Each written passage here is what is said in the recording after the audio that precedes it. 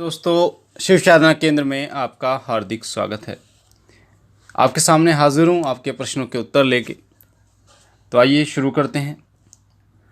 इन प्रश्नों को आप ध्यान से सुनिएगा, क्योंकि ये जो प्रश्न हैं ये हमारे जो भाई बहन साधना करते हैं, पूजा करते हैं, उस प्रक्रिया को जो निभाते हैं, उस प्रक्रिया में कई गलतियाँ होती हैं, कई चीज़ें उन्हें नहीं पता होती, जिसके कारण उनकी पूजा विफल हो जाती है। तो ध्यान से आप सुनिएगा ताकि एक एक चीज़ आपको समझ में आए।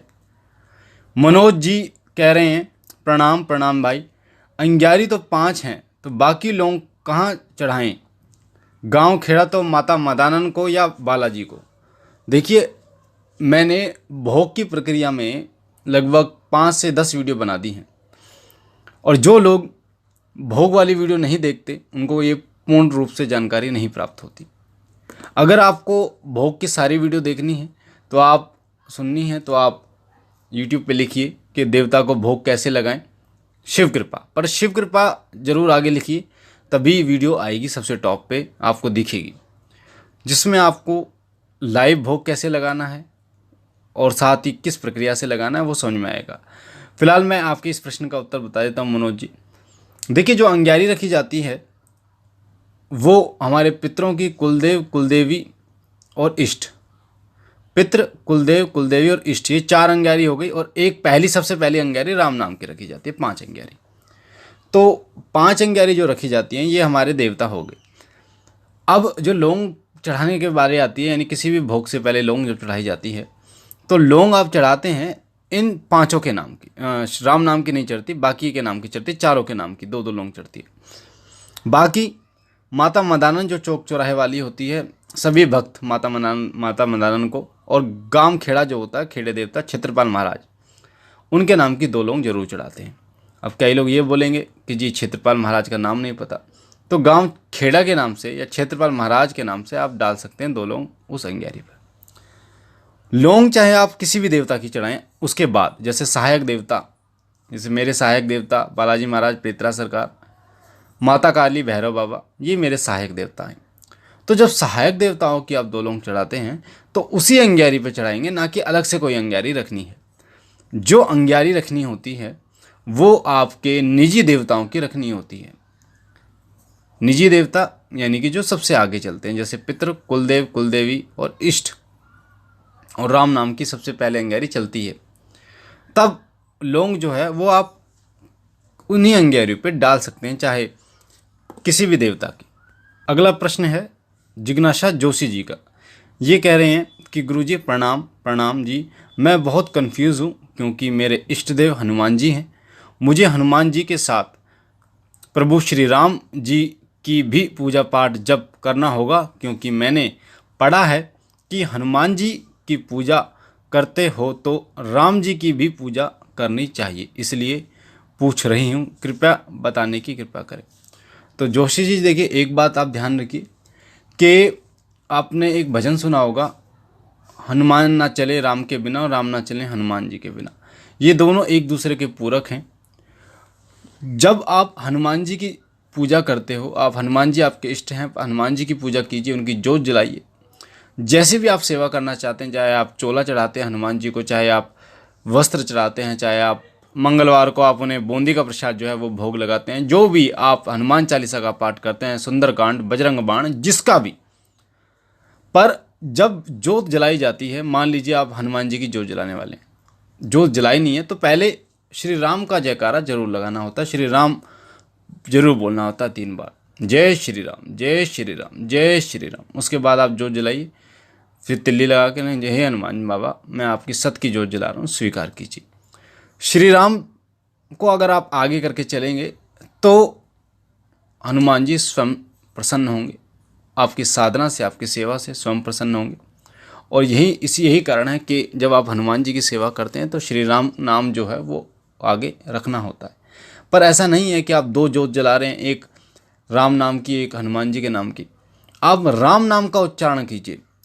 जितना आप राम नाम का उच्चारण करेंगे, जितना आप राम नाम के मंत्र का जाप करेंगे, उतना हनुमान जी प्रसन्न होंगे। तो जोत हनुमान जी की जलाइए। बाकी गुणगान आप कर सकते हैं, श्री राम नाम का गुणगान आप कर सकते हैं, चाहे आप रामायण का पाठ कर सकते हैं, बजरंग बाण का पाठ कीजिए, हनुमान चालीसा का पाठ कीजिए, कितना ही कीजिए, हनुमान जी प्रसन्न होंगे ही होंगे। पांचाल जी कह रहे हैं कि रक्षा मंत्र चाहिए मुझे। एक वीडियो हमने डाली थी जिसमें माता काली की सवारी बुलाने के जो उपाय बताए थे और मंत्र बताया था। तो रक्षा मंत्र जो है वो हमारे चैनल शिव कृपा पे भी है। आप यूट्यूब पे लिखेंगे कि शरीर रक्षा मंत्र शिव कृपा, तो आपके सामने बहुत सारे रक्षा मंत्र आएंगे, जिसमें हनुमान जी, भैरव बाबा, नरसिंह भगवान, माता काली, गुरु गोरखनाथ जी, किसी के भी रक्षा मंत्र का प्रयोग कर सकते हैं। सरोहाल लाइव ये कह रहे हैं कि गुरुजी नागे गुरु जी की सिद्ध करने की साधना बताइए। तो भाई नागे गुरु की सिद्ध करने की साधना अभी मेरे को नहीं पता, ना ही मुझे पूर्ण रूप से जानकारी है, पर अगर किसी गुरु भाई से पता चलती है तो मैं आपको ज़रूर बताऊंगा। अगला प्रश्न है, श्रेष्ठ साजवान जी कह रहे हैं कि सर बिना गुरु के ये मंत्र जाप कर सकते हैं। इन्होंने कमेंट किया है कि माता दिल्ली वाली जो है माता काली, उनकी जो साधना है माता काल का, वो मैंने डाली थी, जिसमें मंत्र बताया था ओम ह्रीम श्रीम क्लीम परमेश्वरी कालिकाय स्वाहा। तो ये कह रहे हैं कि बिना गुरु के भी इस मंत्र का जाप किया जा सकता है। तो बिल्कुल आप बिना गुरु के भगवान शिव का स्मरण करते हुए उसके बाद आप इस मंत्र का जाप कर सकते हैं।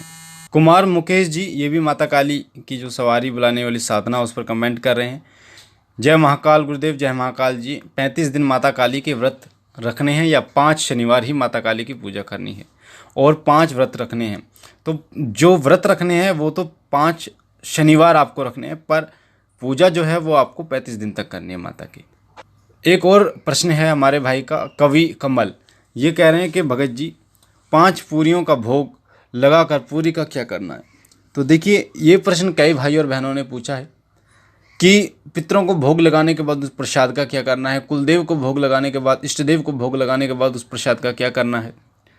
तो आप किसी भी देवता का आप भोग लगाते हैं, अधिकतर पितरों का जब आप भोग लगाते हैं तो 5 पूड़ी का भोग लगाने के बाद आप 3 पूड़ी अपने घर में परिवार में बांट दीजिए और 2 पूड़ी जो है वो छत पर रख दीजिए टुकड़े कर कर उसके, ताकि उसे जो पक्षी हैं वो खा लें, या फिर किसी गाय को खिला दीजिए। ये कुलदेव के केस में भी होता है अगर आप कुलदेव का भोग लगाते हैं, और पितरों के में भी। स्वापनिल पाटिल जी ये कह रहे हैं, जो बागड़ के वीर हैं, नाहर सिंह वीर, पंडित नाहर सिंह वीर, गोगा झारवीर के जो साथ चलते हैं, ये कह रहे हैं कि इस साधना को कहाँ बैठकर कर सकते हैं। तो इस साधना को आप घर पर भी कर सकते हैं, बागड़ में भी कर सकते हैं, गोगा जी के स्थान पर। गोगा जी के स्थान पर करते हैं तो इससे अच्छी बात कुछ होगी ही नहीं।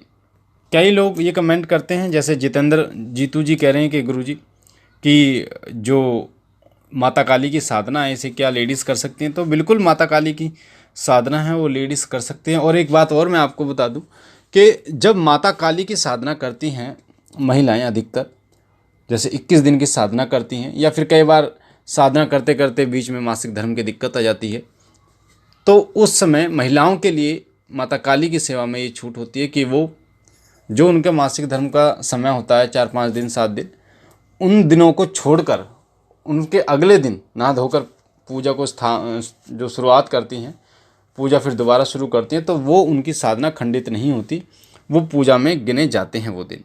राजेंद्र मेहर जी ये कह रहे हैं, प्रणाम गुरुजी, प्रणाम जी। मेरे पास गुरु मंत्र नहीं है गुरुजी, और मैं अपने सवारी अपने ऊपर बुलाना चाहता हूँ। ये माता काली की वीडियो पे कमेंट कर रहे हैं, तो मुझे क्या करना होगा, मैं बहुत परेशान हूँ। तो राजेंद्र जी देखिए, मैंने एक बात पहले भी बताई थी कि सवारी बुलाने के क्या फ़ायदे होते हैं और क्या नुकसान होते हैं। अगर आपको शक्ति ही प्राप्त करनी है तो बिना सवारी के अगर आप करते हैं तो माता के निरंतर मंत्र जाप कीजिए। बस गुरु मंत्र जो है वो आपको बहुत जल्दी आपके मंजिल तक पहुंचा देता है। बाकी तो भाव होता है आपका सभी का। कई लोग ऐसे भी होते हैं जिनके पास गुरु मंत्र नहीं होते, माता की सवारी आ जाती है, या फिर माता की सवारी नहीं आती, वो माता से बातचीत कर लेते हैं। पर मेन ये चीज़ होती है कि गुरु मंत्र जो जिन लोगों के पास होता है वो बहुत जल्दी आगे बढ़ जाते हैं, बहुत जल्दी उनको अनुभव हो जाते हैं। तो कोशिश आप ये करो कि आपको एक अच्छे गुरु मिलें और उनसे आप गुरु मंत्र धारण कीजिए।